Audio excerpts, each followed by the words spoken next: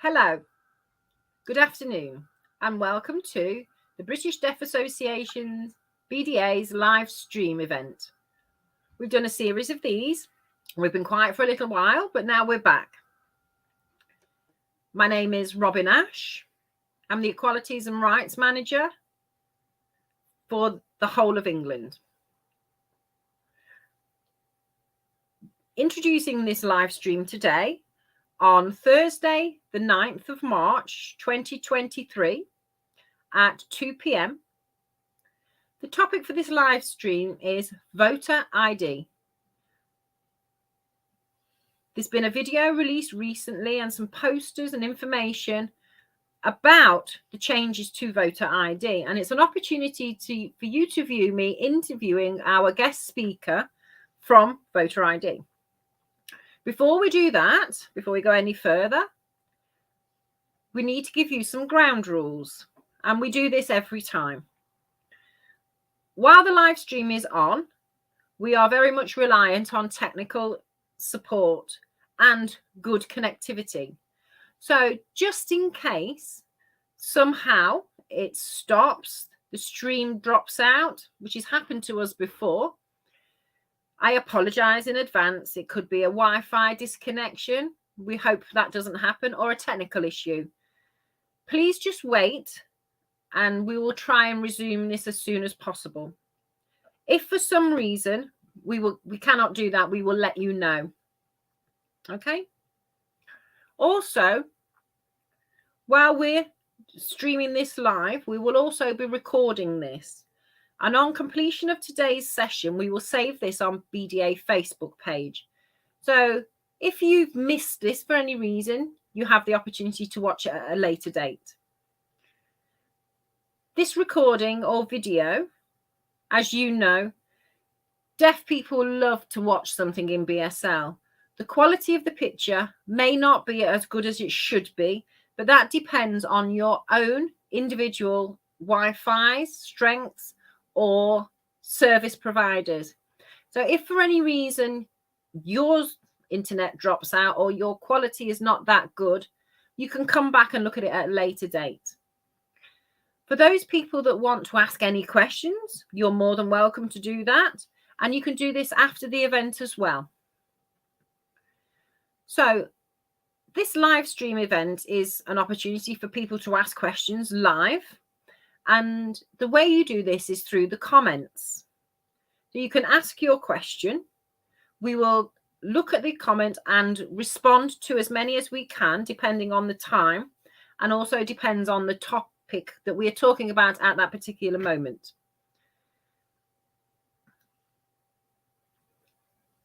Technical support like this has its limitations. The software is not available yet to do these comments in BSL. However, there's nothing stopping you afterwards sending a BSL video to us and we can respond to that at a later date. Or if there's a question you pose that we don't have the answer to, we will come back to you at a later date. So the topic today is voter ID. Very clear. This is linked to politics and voting for particular candidates for different councils. But we are making it very clear today, we are not talking about political parties. We are not endorsing any political party. We are here just impartially talking about the ID that you will need to cast your vote. So any comments about a particular party or a particular politician, we will not be airing. The whole process of today must be impartial. So any questions you have must be linked to the voter ID scheme and not about any political party or their views. If you feel strongly about anything that's happened to you, we understand that. You can contact me after this session and we can talk about what information you need or how we can support you to give access or your views to that particular politician or whatever. any questions today, please keep them relevant and to the point on voter ID. We may not be able to answer all your comments today.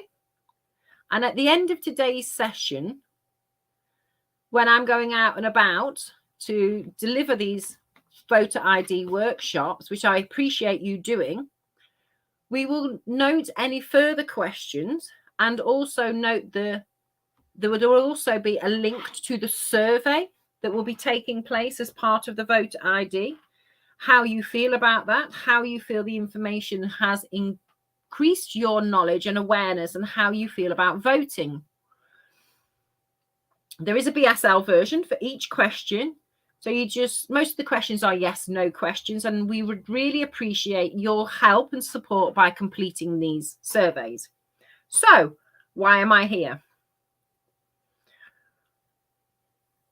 We noticed that the voter ID, as it came out and it was new, we got contacted by Greater London Authority, who fortunately funded the BDA to go out and deliver a series of visits to deaf community groups in the London area.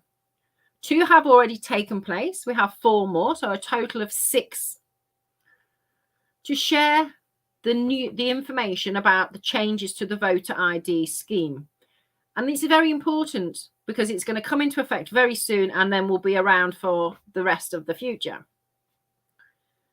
So we arranged this live stream to give all those people that live in London the opportunity to watch this information, to pose any questions if they have any. And I really do appreciate and thank Greater London Authority, the GLA for short, for this funding to allow us to deliver this information to our deaf community as part of our equality and rights work, and to deliver this through British Sign Language. I'd like to introduce our sign language interpreter for today, Lisa Brailsford.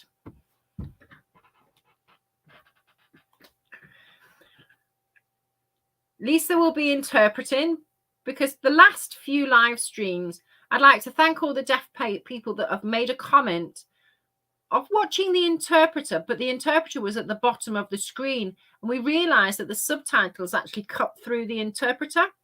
So Facebook, when you do the auto captions, the subtitles actually went over the interpreter and they couldn't see the signing properly. So it's in your settings on Facebook. So we decided to make it easier and move the interpreter to the side of me. So that's that. Okay. So I would like you all to join me in making a very warm welcome to our guest, who I have met on several occasions and persuaded her to join us today. So I'd like to introduce you to Dr Elisabeth Pop.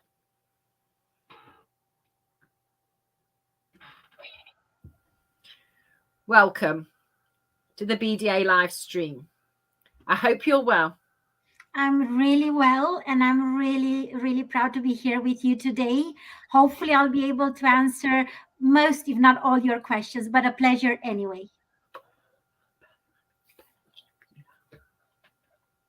Thank you.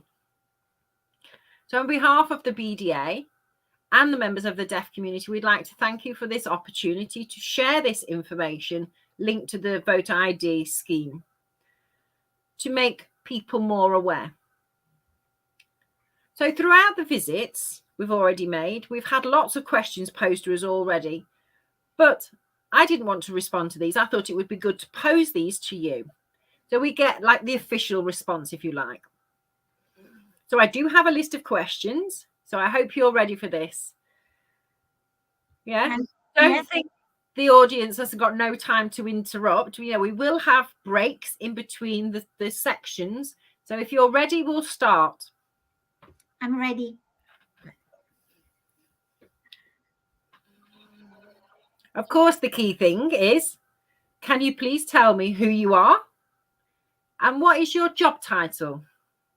Sure. So my name is Elisabeth Pop, and I'm the Principal Officer for Democratic Participation at the Greater London Authority.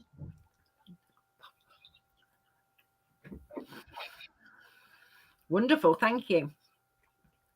I mean, it's really lovely to have you with us today. Just wondered, can you tell us a little bit more about your role? I mean, it's a very long-winded title, but what does it actually mean? What does your role cover? And what do you actually do? That is such a big question, Robin. So I'll try to do it justice and go through some of the things that I get up to. So my first and foremost job is to make sure that I engage with Londoners. Irrespective of your background, your age, all Londoners should have a voice. And I make sure to meet them individually through community organizations and find out more about how they feel about living in London, whether they know their rights, how they want to participate in their communities, in elections, so on and so forth. Okay. And having this one to one with Londoners and with communities helps me then to inform decision making at the GLA. So that means that I can then write reports, I can write policy that hopefully improves people's access to participation. It also means that I can then make the case for us to have campaigns and to raise awareness and share information like the event and the wider campaign that I'm so proud to be working with all of you at BDA on. So finally, I think once I have the information, I have designed policies and campaigns. That's very important for me to represent all this information and all these policies back into communities, to tell them what we're doing, how we're doing, and to continuously learn, because we will never get it perfect and things change all the time. So the dialogue and then the policy development has to be ongoing. But of course, I wouldn't be able to do that alone. I'm very proud to have a team of civil servants that work with me, as well as other colleagues across the GLA.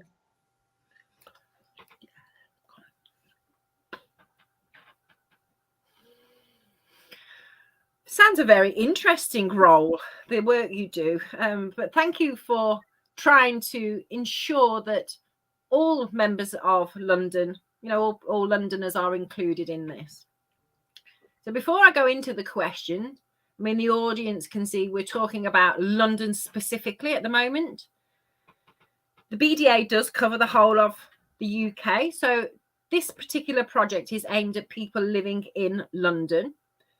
The voter IDs changes are a national change.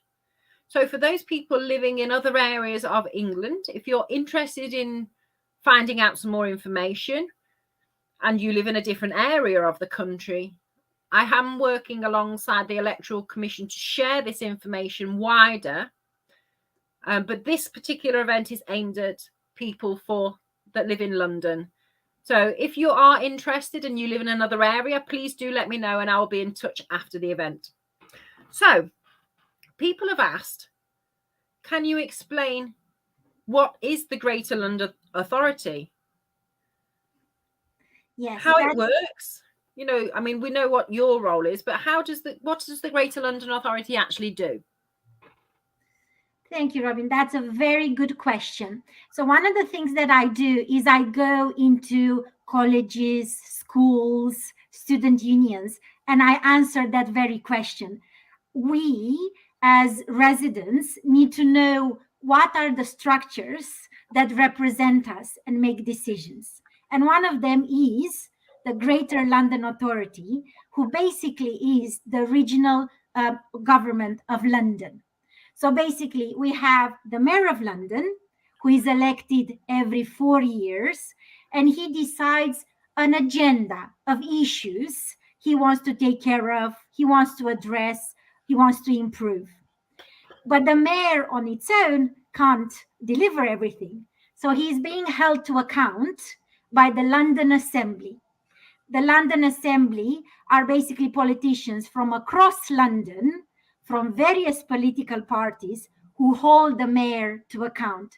Is he delivering on time? Is it good use of public money? What is the overall impact? And then under all of this sit people like me, civil servants who have no political affiliation, completely impartial, who are there to make sure that the work actually gets done, and also that there is continuity from one administration to the other. So we make sure the Londoners are always supported. That's why we are doing this campaign.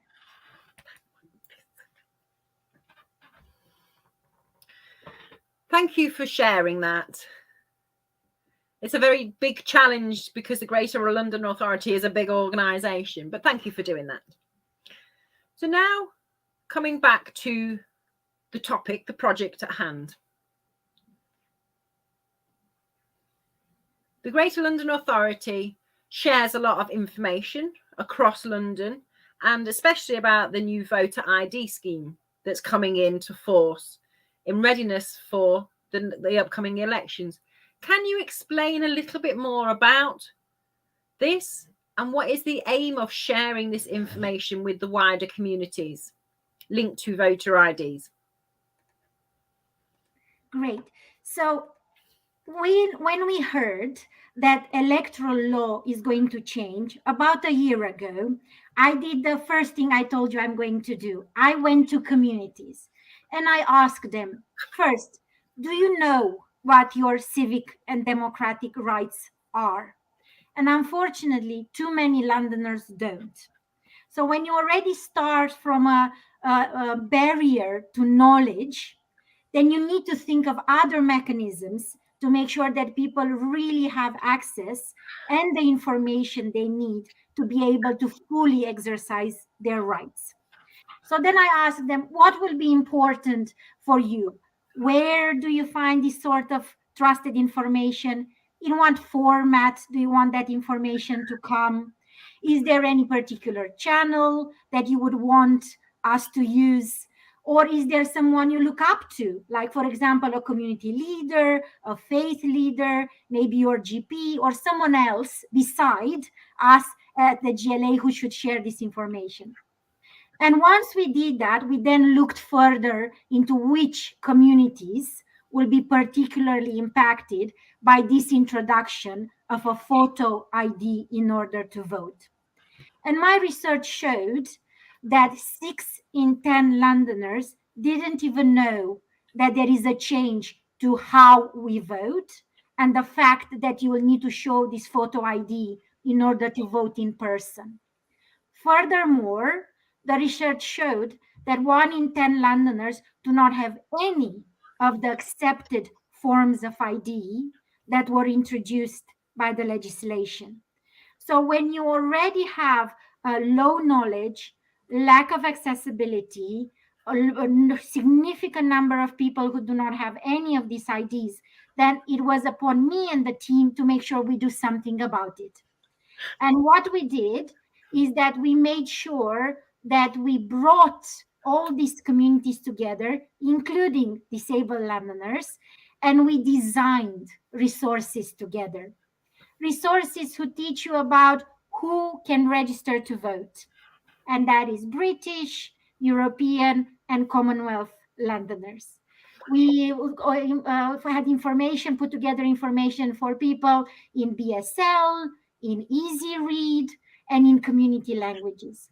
And we put all of this together, available to our communities, our community partners, and on our GLA Democracy Hub, who is registered to vote.london.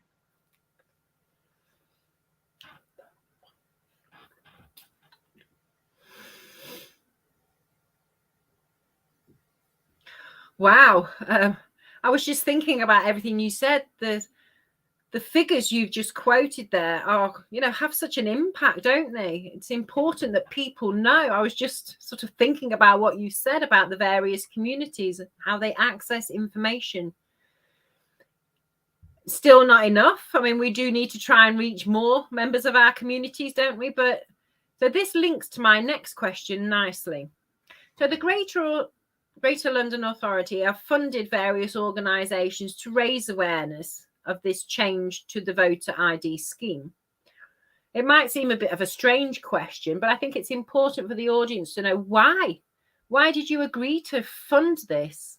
and also fund the BDA to share this knowledge with our residents? Yes, Robin, that's a really good question. So, as I said, we already have a lot of civil society organizations we work with in London who trusted us, who wanted to share this information for us. But we could never reach anyone through our partners and through our channels. So, the most important thing for me, like I said at the beginning, is people trust and feel accessible in the spaces and the channels that we reach them with. So I put together a grant. We never have enough money in local authority. So it wasn't as big as I would have liked, but at least it exists, right? So in this pot of money, I went out to all the organizations that I could think of and through our partners, and we asked them, please tell us how you would want to share awareness and information. What are the sort of resources that we have not thought about that we could support you to develop? What are the events that you might want to put together, like this one? Or what is the one to one advice that you are the best placed organizations to be able to deliver?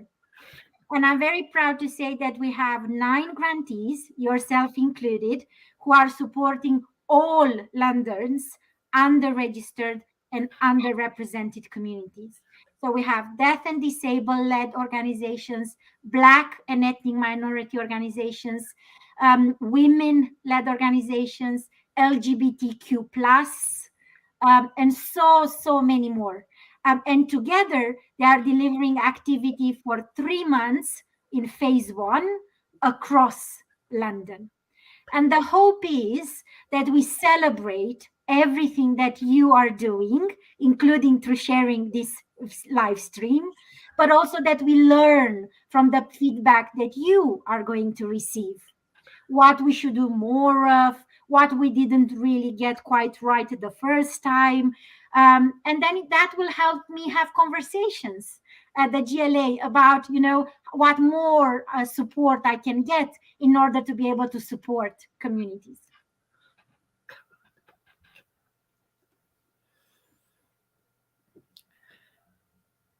On behalf of the BDA, I'd like to say a huge thank you for this grant so that we're able to share this and raise this issue with our members. So the audience, the community has said, but yeah, okay, this voter ID scheme is coming into, but what does that actually mean? What are the changes? And why are you letting people know about this so quickly, And what is important that we need to know right now? Yes, thank you so much, Roman. And just to reiterate, it's a pleasure to work with you. So lovely to be on this journey together. In London, we already have the lowest voter registration rates across the UK. So people do not know that they can register and they can vote for a number of reasons. There is already so many structural barriers in London. We have poverty, we have lacks of accessible information and venues. We have younger communities than the UK average. We have people who are private renters or homeless who move address all the time. So it's very important that we address these barriers and disinformation as soon as possible. While we don't have elections in London in May 23, all the conversation I had with communities is they wanted to find out about this and to be supported as soon as possible. So it was really good for me to hear that, so I can then communicate this to others at the GLA. And together, we launched in January this public awareness campaign and the grants program. And the changes are really big. They are the most unprecedented changes we've had to the way we vote in a long while. So, for the first time in the May 23 elections, which I said don't happen in London but will happen in the rest of England, people will need to bring, if they vote in person on election day at a polling station, an accepted form of photo ID. So that means that, first of all, the ID that you need to bring has to have a photo on it. And secondly, that it has to be from one of the list of acceptable IDs, which members of parliament voted on, and it's now written in law.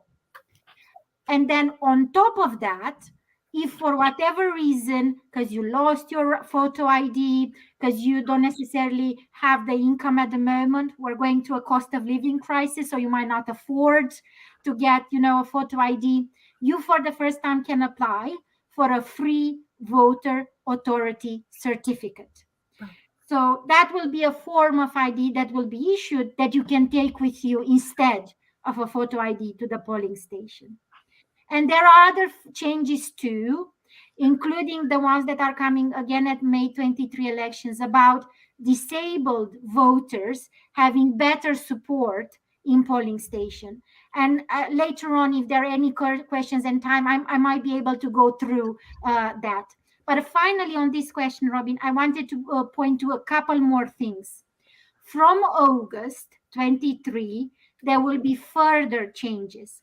There will be changes to postal voting, changes to proxy voting, and from after May 24, there will be changes to the voting rights of European Londoners. So it's hard to get your head around so many changes. That's why it's important to work like organizations like yourselves, to have all this information on our, as I said, democracy website. But also, I'm very proud to say that we are working with the Electoral Commission, like you said, to be able to point people in the right direction for all the information and all the changes.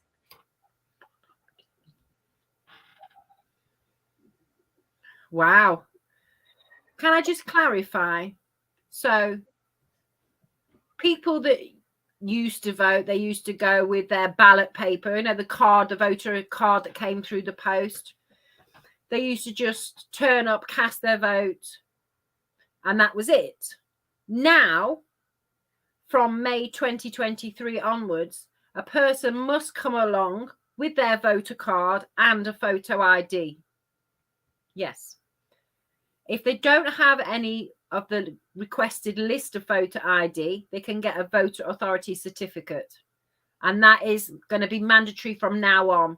If they don't have either, that means they cannot vote. Am I right? That is unfortunately correct. Yes.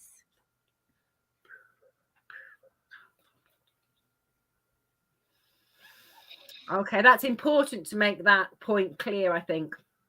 So we're just going to check if there are any questions or any comments from the audience. Maybe a little early at the moment. At the moment, there isn't anything. So maybe people are still thinking about questions. We have lots of other questions from members of the community anyway. So there are a lot of changes afoot. I mean, you've just explained that. So the deaf community like to know practically what types of, ID will be acceptable. So somebody said, well, when I arrive at the polling station, what actually do I need to do? Good. So the first do I need to bring with me? And what is photo ID? Great. So as I said, you only need to bring a photo ID from an approved list that I'll go through if you vote in person. So the first and foremost thing is to want to vote, which I hope everyone does, irrespective of your party political affiliations. And then to remember, I now need the photo ID or to bring with me the free voter authority certificate. And an approved photo voter ID is a passport, a driving license. Oh, 1 minute. So a passport. Does it matter whether it's a new one or an old one, a red one or a blue one? The color doesn't matter, and in principle, it shouldn't matter if it's out of date, as long as the picture on the ID resembles you. So people in the polling station can tell it's actually you.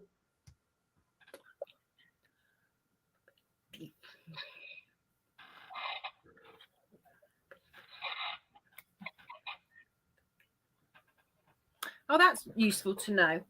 What about the international passports? They don't have Like, it's not a British passport, you know, somebody that has maybe a Polish passport or an Irish passport. Yeah, so again, good question.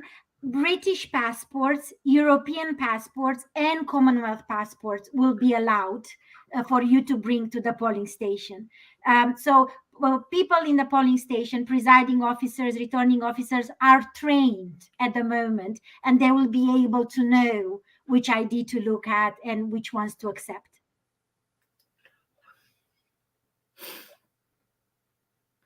So if they show them a piece of ID, for example, that is not acceptable, is there any particular passport they cannot accept? You know, somewhere from, you know, whichever country in the world where, you know, if people are from, you know, different areas in the world, is there any particular passports they will refuse? As I said, voting rights in the UK at the moment are linked to nationality. So you can only vote if you're a British national, a European national, or a national from a Commonwealth country. So, in other words, you cannot go to the polling station and vote if you are, for example, an American citizen who does not have any of the other nationalities, or someone who is not from Europe, Commonwealth, or Britain. You wouldn't even get a polling card on your doorstep, and you will not be able to register to vote. Right, yeah, I think that's where sometimes that can cause confusion, especially with these international passports. So useful explanation, thank you. So what other types of ID can be accepted? We have a passport. Sorry to interrupt you as you were to show. I think it'd be important to show a visual. Always love visual. So you said passport, driving license, and that can only be British or European. And you have. So like a driving license, UK driving license. I don't think the audience can see that. I mean, we can show them an image of a passport later. So driving license is acceptable. And then, of course, we also have a blue badge, a freedom pass, an Oyster 60 plus pass, disabled persons or older persons bust pass. There is a list of around 15 approved forms of photo ID that you can find on our website, registertovote.london, but also on the Electoral Commission at electoralcommission.org.uk.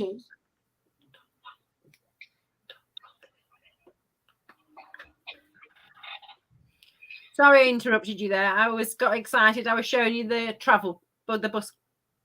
bus pass. The Freedom Pass is for London, so you can use that. So they're all acceptable forms of ID. Wonderful. There's quite a lot, isn't there? But if someone doesn't have any of those, then what? You said about the voter authority certificate. What does that actually look like? Yes, so the voter authority certificate, you need to apply for it online. There is a government.gov.uk website. You just go in Google and put voter authority certificate, and it will pop up at the first thing at the top of a Google search. And on that website, you will be asked to input your name, your address, your date of birth, your national insurance number, and to upload a recent photo of yourself. Then at the back end, colleagues in the central government are going to look through their records, check that, again, you are who you say you are, and then send the data to your local electoral services in your borough council if you live in London, or your local authority if you live outside London. And then colleagues in electoral services are actually going to send you this voter authority certificate. As the name says, is literally a certificate, right? It will still have your picture on it, and it will not really have an expiry date, but the Electoral Commission says it will be good practice for you to update this certificate every 10 years.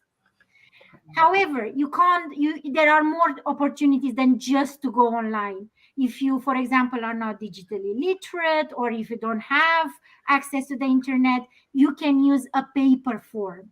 The form is available on the Electoral Commission website. And once you fill it in, you then need to send it to the address of the local electoral services in your area.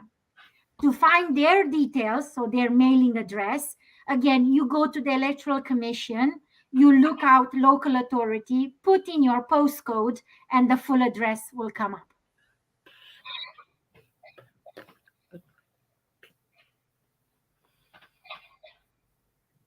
Very interesting. That's new, isn't it? That voter authority certificate. So basically, that's just another form of ID, isn't it? Yes.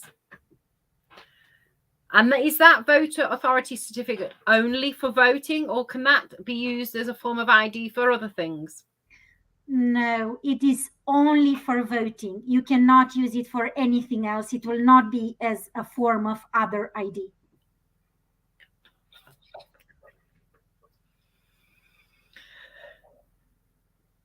There are some other questions. I just want to check if there are anything from the, or is there anything from the audience at the moment? No questions yet. So thank you for that explanation about the different types of voter ID. People say, well, why can't I bring my bill with me, my electric bill or my gas bill or my council tax bill? You know, that's proof enough to accept me to go to vote. And why will they say no?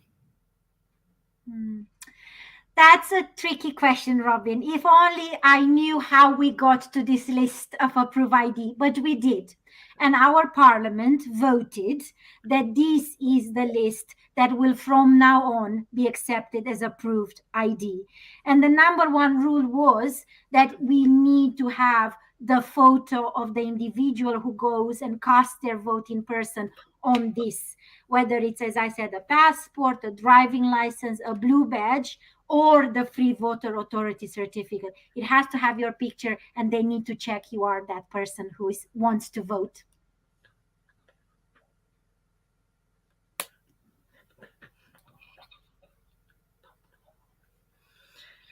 So it goes much back to the photograph, doesn't it? It does. So for the audience, they cannot use a bill. It must be one of those approved forms of ID from that list. Okay, thank you for that. So some people have said, well, I don't go and vote in person. I use a postal vote. Must I have my photograph on a postal vote then? What are the changes linked to postal voting?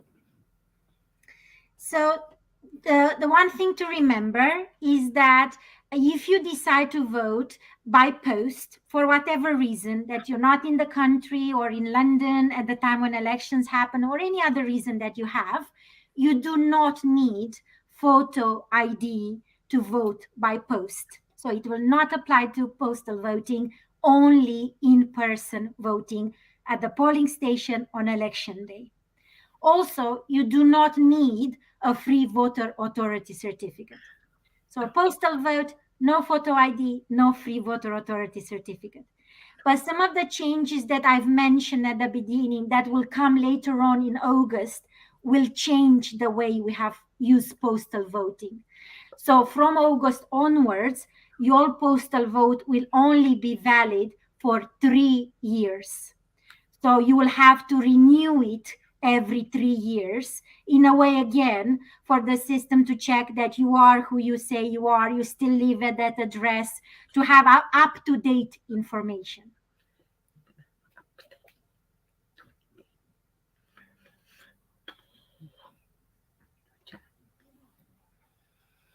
Okay.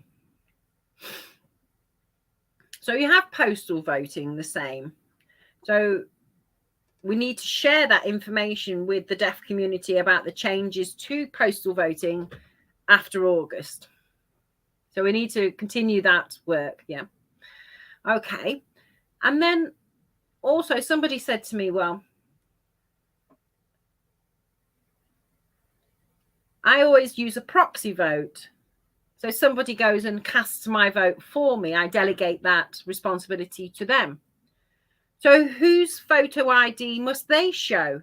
Must they show mine, or do they show theirs even though they're casting their vote on my behalf? So whose ID needs to be shown? So that's confusing. So what actually happens? What is the process for a proxy vote and why? Yes, so the process is that if you are mandated by someone to vote on their behalf, which is the proxy vote, the person who goes and votes for you will need to show their photo ID. So if you ask them, please go and vote for me on this date, you filled in the right form to let everyone know that this person is voting for me, they must bring their photo ID with them. Otherwise, they will not be able to vote for you on election day. They don't need to show your photo ID, they need to show their photo ID. Now, Robin, why? I don't know, but those are the rules. And I think it's really important that people know that if you vote in person or someone votes for you, there needs to be a proof of photo voter ID.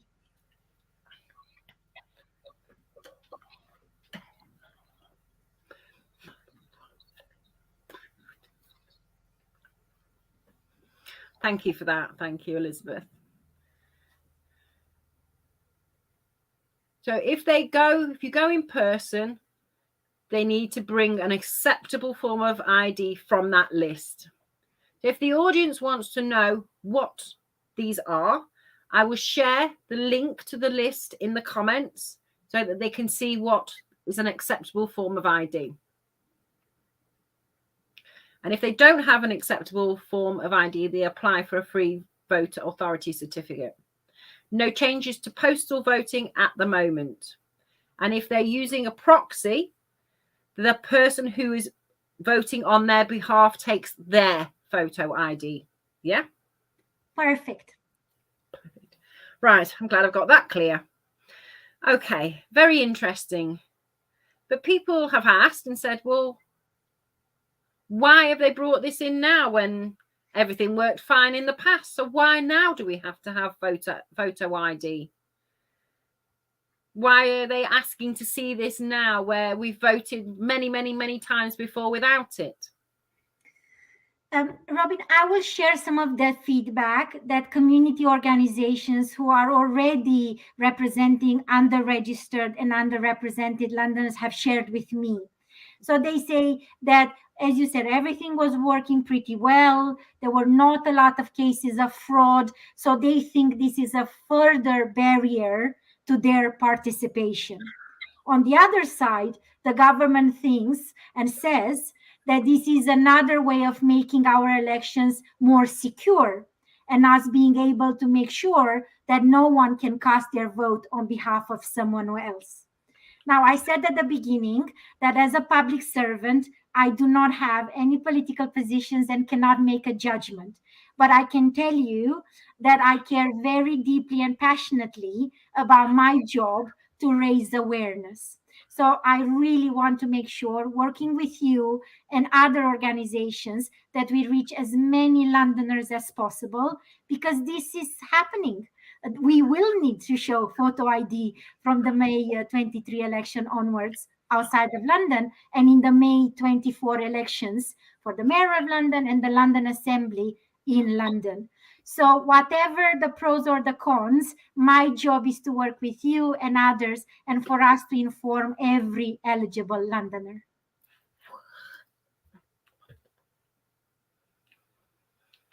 So really the idea came from the government, and it was an aim to reduce incidents of fraud, really, to make sure the voting system was more secure. That was the whole aim of it. Yes. Okay, that's clear. So for the audience benefit, it's a decision that was been made by a government. So you have to show your ID if you want to vote. We need to prove who you are. Okay, so when I've been out and explained this information to the group, questions have been asked about the polling stations themselves and how accessible they are. So some people have said they've been in the past and didn't feel comfortable when they asked for access. They asked for access to communication. If they'd brought, for example, the wrong ID, how are they going to communicate with a deaf person? Or if they want to apply for the free voter authority certificate, where do they go to get support to do that? Where do they pick up a form from if they don't have access to the internet or a computer? And if they can't access any of these avenues, how can they participate in that democracy and voting? Yes, a lot of deaf and disabled Londoners I hear from tell me exactly that, Robin. So this is another reason why we work very closely with colleagues in London Electoral Services. So just to reiterate, the GLA does not organize local elections or national elections. That is the job of the Electoral Commission and the individual electoral services. But we share feedback because we hear from people like yourselves, right? So it's really important to share with you a couple of informations.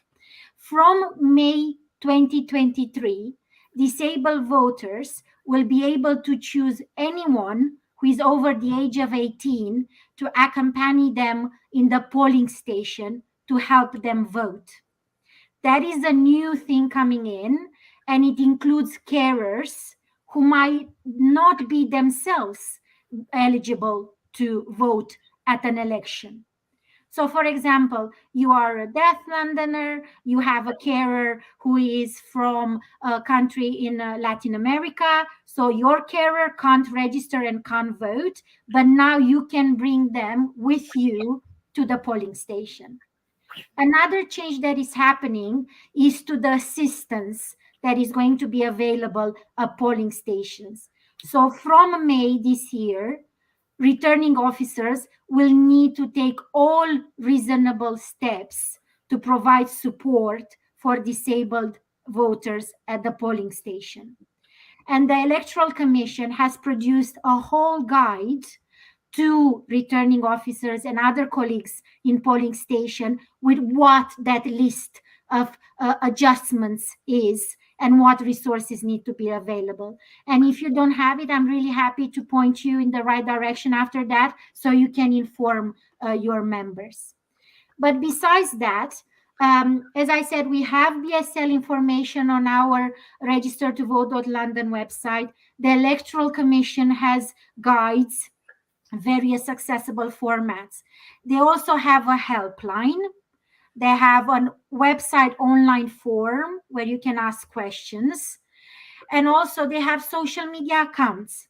So if you can't get through some of the other methods, sometimes you can drop them a tweet or a Facebook message and they try their best to get in touch. We have elections in 2 months in the rest of England, so they are very busy at the moment. But they knew I'm going to come and speak to you today, so they've asked me to reassure you that if you do send in a message, they will try their best to come back with a reply or with some support. Besides that, you, of course, as I said, have the electoral services in your borough council in London or in your other local authorities in England. If you go on their website, they should have a self-service function. So you should be able to find their information on their democracy bit of the website, on the elections bit of the website. And if you can't, then you can always write to them or you can email them. I know that's not where we would want to be ideally in the future with the full package of accessible support. But I think we need to appreciate that the law has only changed in mid-January. So as I said, Robin, we need to understand feedback to be able to share with others who have the duty of organizing election so that we can all learn and hopefully develop new resources and new support to get it better in the future.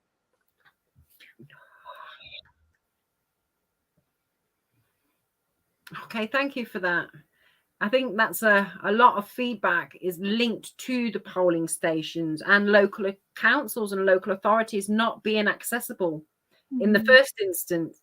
So if they wanted to apply for a free voter authority certificate and they can't contact their council, then that's something we may need to look into in the future. Talking about the reasonable adjustments you mentioned in the various polling stations, using the term reasonable adjustment can mean very many things to people. Is there any mention in there about British Sign Language provision for deaf people so that they can access conversations in British Sign Language?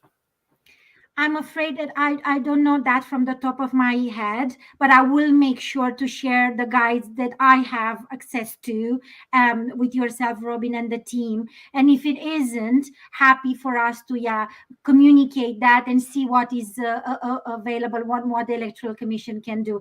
As I said, they literally have 4 months to organize unprecedented elections. So yeah, they might. I don't want to speculate because I don't know the full list, but yeah, ongoing dialogue is very important and this feedback is important.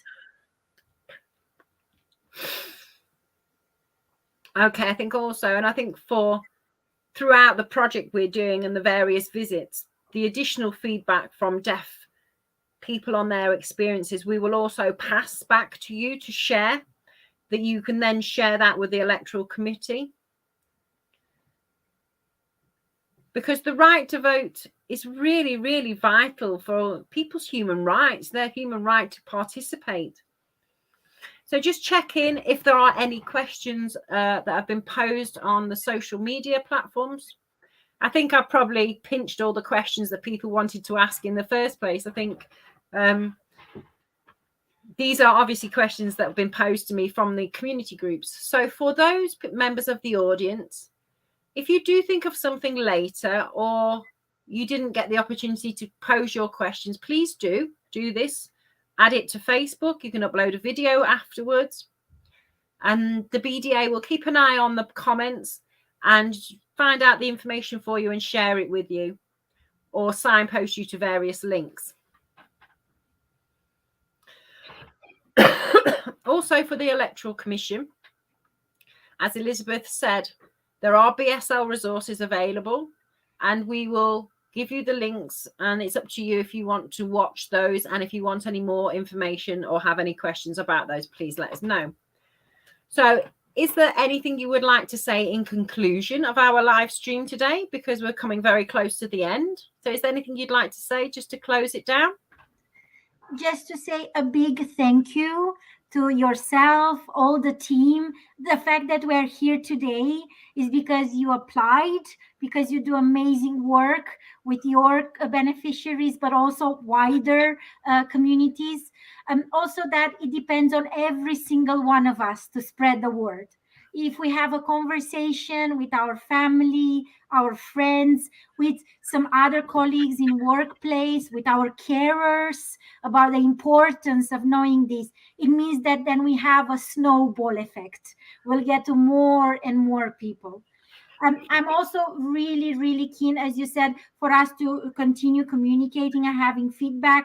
There are some things that I can do and we can do at the GLA, more resources, more channels of communication. I'm hoping this year to be able to have billboards across London, if I get the budget to do that, to be at bus stations, to be on social media ads, to be in press. So any other ways that I can share this message will be great. But ultimately, I can never replace the importance of communities doing this in a trusted and accessible way. So together, I really hope that we're going to make sure that no one gets left behind. As you said, Robin, even one Londoner does not have access to their rights. That is one too many. And we need to do everything to make sure that doesn't happen.